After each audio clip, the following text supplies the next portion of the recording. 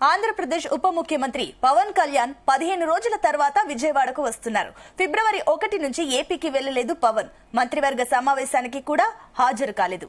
అయితే అనారోగ్యం కారణంగానే పవన్ కళ్యాణ్ కేబినెట్ భేటీకి హాజరు కాలేదని ప్రభుత్వ వర్గాలు ప్రకటన చేశాయి. కానీ పొలిటికల్ సర్కిల్స్ లో మాత్రం పవన్ కళ్యాణ్ అలిగారని, అందుకే మంత్రివర్గ సమావేశానికి డుమ్మా కొట్టారనే చర్చ సాగింది.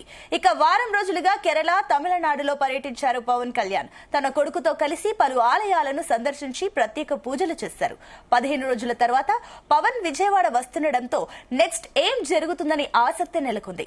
సాయంత్రం సీఎం చంద్రబాబును పవన్ కలుస్తారని తెలుస్తుంది. 15 రోజుల తర్వాత విజయవాడకు డిప్యూటీ సీఎం పవన్ కళ్యాణ్ రాకతో ఉత్కంఠ నెలకొంది.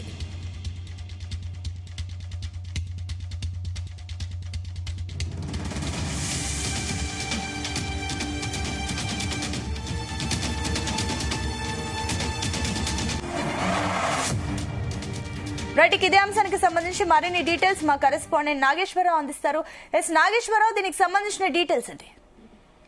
స్వప్న, ఆంధ్రప్రదేశ్ రాష్ట్ర ఉప ముఖ్యమంత్రి, జనసేన పార్టీ అధినేత పవన్ కళ్యాణ్ ఓ సంచలనమైన వ్యక్తి. ఏదైతే మనకి 2024 ఎన్డీఏ కూటమి అత్యధిక మెజార్టీతో అత్యధిక సీట్లు రావడానికి కారణం ఏకైక ప్రధాన వ్యక్తి పవన్ కళ్యాణ్ అని చెప్పుకోవచ్చు. ఏదైతే ఓటు బ్యాంకింగ్ అనేది ఎటు వెళ్లకుండా ఎన్డీఏ కూటమికి గుత్తాధిపత్యంగా కూడా ఎన్డీఏ కూటమికి ఎన్నిక ఓట్లు మొత్తం పడటానికి ప్రధాన భూమిక పోషించిన పవన్ కళ్యాణ్ కి సంబంధించి కొంతమేరకు ఆంధ్రప్రదేశ్ లో పెద్ద ఎత్తున చర్చ జరుగుతున్న పరిస్థితి ఉంది. ఎందుకు పవన్ కళ్యాణ్ గత 15-20 రోజులుగా ఆంధ్రప్రదేశ్ లో లేడు అనేది పెద్ద చర్చగా మారింది. ముఖ్యంగా చూసుకుంటే పవన్ కళ్యాణ్ అనే అంశానికి సంబంధించి ఏదైతే ఈ నెల కేబినెట్ సమావేశం జరిగింది, ముఖ్య కార్యదర్శుల సమావేశం జరిగింది, ఐఏఎస్ల ఐపీఎస్ల సమావేశం జరిగింది. ఈ 3 సమావేశాలు కూడా డిప్యూటీ సీఎం హోదాలో పవన్ కళ్యాణ్ అటెండ్ అవ్వాల్సి ఉంది. అలాగే జనసేన పార్టీ అధినేత పవన్ కళ్యాణ్ ప్రభుత్వంలో కీలక భాగస్వామిగా ఉన్న నేపథ్యంలో ఆయన ఖచ్చితంగా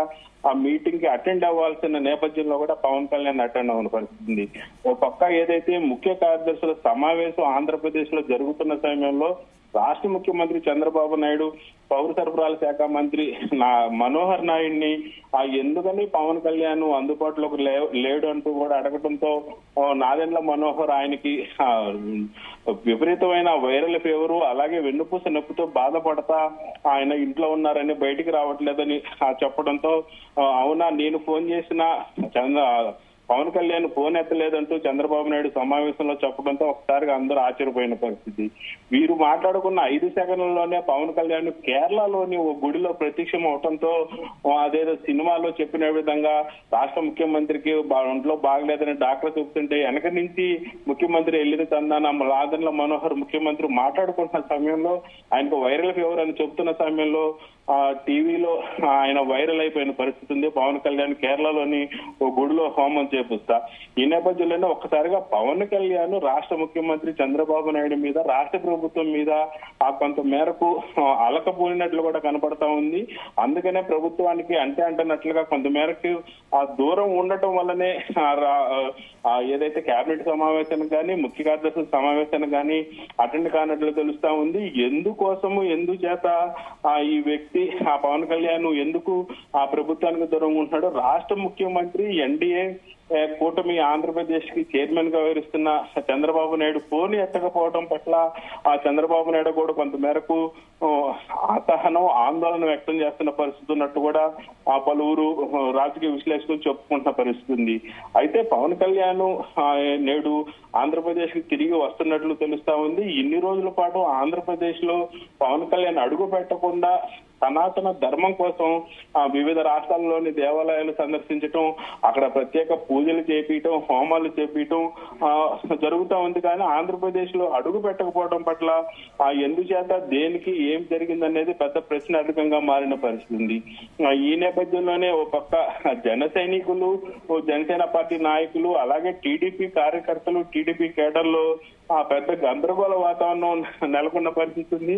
పవన్ కళ్యాణ్, చంద్రబాబు నాయుడు దీర్ఘకాలికంగా కలిసి ముందుకెళ్తేనే వైఎస్ఆర్సీపీ పార్టీని తట్టుకోగలిగే శక్తి సామర్థ్యాలు కానీ వైఎస్ఆర్సీపీ పార్టీని నిలదొక్కుకోకుండా కూలదోయాలన్నా ఖచ్చితంగా ఆ పవన్ కళ్యాణ్ సపోర్టు లేనిది చేయలేమనేది టీడీపీ కాడరే బహిరంగంగా చెప్తున్న పరిస్థితి. కానీ పవన్ కళ్యాణ్ ఎందుకు అలకపోయాను, పవన్ కళ్యాణ్ ఎందుకు సైలెంట్ గా ఉన్నారనేది పెద్ద సమస్యగా మారిన సందర్భం ఇప్పుడు. అది పవన్ కళ్యాణ్ నాగేశ్వరరావు మీరు చెప్తున్నట్లుగా ఎగ్జాక్ట్లీ ఇన్ని రోజులుగా అటు ప్రభుత్వ వర్గం నుంచి కూడా పవన్ కళ్యాణ్ కి బాలేదు, అనారోగ్యంతో ఉన్నారంటున్నారు. ఆయన ఇందాక చూస్తే కూడా కొడుకుతో మాత్రం కేరళ అదే విధంగా తమిళనాడులో పూజలు చేస్తూ ఆలయాల్లో కూడా దర్శనం ఇస్తున్నారు మనకు పవన్ కళ్యాణ్. సో ఇవన్నీ చూస్తుంటే కూడా ఒక రకంగా పొలిటికల్ సర్కిల్స్ లో ఏ రకంగా అయితే చర్చ జరుగుతుందో అది వాస్తవం అన్న ఊహాగానాలు కనిపిస్తున్నాయి. ఇలాంటి టైంలో 15 రోజుల తర్వాత అటు విజయవాడకు వస్తున్న డిప్యూటీ సీఎం చంద్రబాబుతో భేటీలో ఏమైనా అంశాలు ప్రత్యేకంగా చర్చించే ఛాన్సెస్ ఉన్నాయనుకోవచ్చా?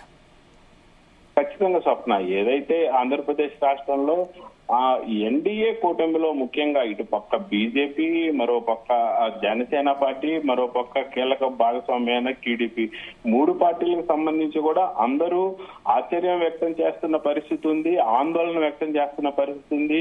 భవితవ్యం ఏమిటా అని అప్పుడే ప్రశ్నలు మొదలైన పరిస్థితి ఉంది. ఇప్పటికే ఆ ఎన్డీఏ కూటమి అధికారంలోకి వచ్చి సంవత్సరం రోజులు కూడా కాకముందు అప్పుడే పవన్ కళ్యాణ్ ఎందుకు అలకబోనాడు, ఎందుకు చంద్రబాబు నాయుడు ఫోన్ ఎత్తలేదనేది ఇప్పుడు $1 మిలియన్ ప్రశ్నగా ఉంది. అలాగే పవన్ కళ్యాణ్ ఫోన్ ఎత్తనంత ఆ పరిస్థితి ఏమైందంటే ఎన్డీఏ కూటమిలో పవన్ కళ్యాణ్ కి సంబంధించిన కీలక ఫైళ్లు ఏమైనా ముందుకు సాగటం లేదా అనేది ఒక ప్రశ్నగా మారింది. ఏదైతే రాష్ట్రంలో ఆ చంద్రబాబు నాయుడు కేబినెట్ సమావేశం రోజు కీలకంగా మంత్రుల యొక్క కేటగిరీలు చెప్పిన పరిస్థితి. ఏ మంత్రి ఎంత మేరకు పనిచేస్తున్నారో వాళ్ళకి కొన్ని గ్రేడ్లు ఇచ్చారు. ఈ గ్రేడ్ల ప్రకారం చూసుకుంటే రాష్ట్ర ముఖ్యమంత్రి చంద్రబాబు నాయుడుకి 6వ గ్రేడు, అలాగే లోకేష్ కి 8వ గ్రేడు, పవన్ కళ్యాణ్ కి 10వ గ్రేడ్ వచ్చిన పరిస్థితి ఉంది. ఏదైతే పవన్ కళ్యాణ్ కి 10వ గ్రేడ్ వచ్చిందో 10వ గ్రేడ్ వచ్చిన ఆ పవన్ కళ్యాణ్ కి ప్రకటించిన ముందు 2 రోజుల నుంచి కూడా పవన్ కళ్యాణ్ ప్రభుత్వానికి దూరంగా ఉన్నట్టు తెలుస్తా ఉంది. అలాగే ఈ నేపథ్యంలోనే ఒక్కసారిగా వైఎస్ఆర్సీపీ క్యాడర్ ఏమో పండగ చేసుకుంటున్న వాతావరణం ఉంది, పవన్ కళ్యాణ్ దూరం అయ్యాడని జనసేన పార్టీకి సంబంధించిన కార్యకర్తలు, బీజేపీ కార్యకర్తలు, నాయకులు, టీడీపీ మొత్తం కూడా 3 పార్టీలు కూడా గందరగోళం వాతావరణంలోకి వెళ్ళిన పరిస్థితి ఉంది. దానికంటే ముఖ్యంగా కూడా భయపడుతున్న పరిస్థితి ఉంది, ఆందోళన వ్యక్తం చేస్తున్న పరిస్థితి ఉంది. పవన్ కళ్యాణ్ అనే వ్యక్తి ప్రస్తుతానికి ఒక తుఫాను లాగా ఉన్న పరిస్థితి ఉంది. ఆంధ్రప్రదేశ్ లో 3 పార్టీలకు సంబంధించి ఓట్లు ఖచ్చితంగా పడటంలో కీలక పాత్ర భూమిక పోషించాడు పవన్ కళ్యాణ్ అంటే ఎటువంటి సందేహం లేదు.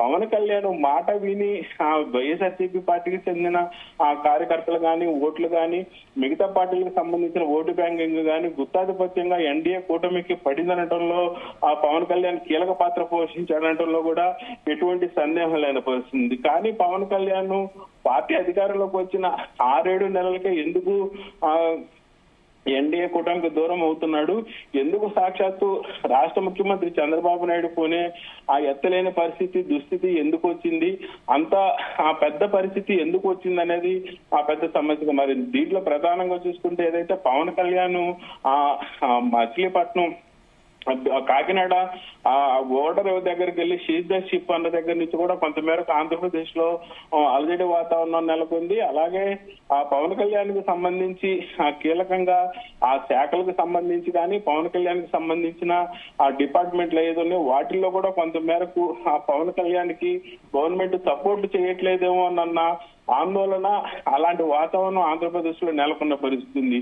వీటన్నిటికీ ఖచ్చితంగా పీఠముడి వీడాలన్నా, ప్రజల మధ్య ఆందోళన పోవాలన్నా, నాయకుల మధ్య మళ్ళీ సమయం రావాలన్నా కానీ ఖచ్చితంగా పవన్ కళ్యాణ్ ఈ అంశం మీద ఈ రోజు రేపట్లో మీడియాతో మాట్లాడాలా, ప్రజలకు వివరించాలా, ఖచ్చితంగా ప్రజలకి తెలియపరచాల్సిన అవసరం కూడా ఉన్న పరిస్థితి ఉంది. ముఖ్యంగా ప్రతిదీ కూడా ప్రజలకి చెప్పే, ప్రజల చేత నేను చేస్తాననే చెప్పుకునే పవన్ కళ్యాణ్ ఖచ్చితంగా ఎందుకు ఈ గందరగోళ వాతావరణం వచ్చింది, ఎందుకు ఈ గందరగోళ వాతావరణం సృష్టించబడింది, ఎందుకు పవన్ కళ్యాణ్ చంద్రబాబు నాయుడు ఫోన్ ఎత్తట్లేదు అనేది కూడా ప్రజలకు తెలియాల్సిన పరిస్థితి. ఈ పరిస్థితిలోంచి బయటపడని పక్షంలో ఖచ్చితంగా ఆంధ్రప్రదేశ్ ఎన్డీఏ కూటమిలో కొంతమేరకు విభేదాలు వచ్చాయి అనేది బయటపడుతున్న పరిస్థితి ఉంది. విభేదాలు కాస్త పెద్ద గొడవలు కూడా తావిచ్చే పరిస్థితి ఉంది. ఏదైతే ఎన్డీఏ కూటమిలో ఇప్పుడు జనసేన, టీడీపీ, ఆ బీజేపీ మూడు కూడా భాగస్వామిగా నియోజకవర్గాల్లో వెళ్తున్న నేపథ్యంలో ఆ పవన్ కళ్యాణ్ స్పష్టత అయిన నేపథ్యంలో వీళ్ళ ముగ్గురికి సమన్వయ లోపం వచ్చి ఖచ్చితంగా ప్రభుత్వానికి చెడ్డ పేరు వస్తుంది అన్నట్లు కూడా ఎటువంటి సందేహం లేదు స్వప్న.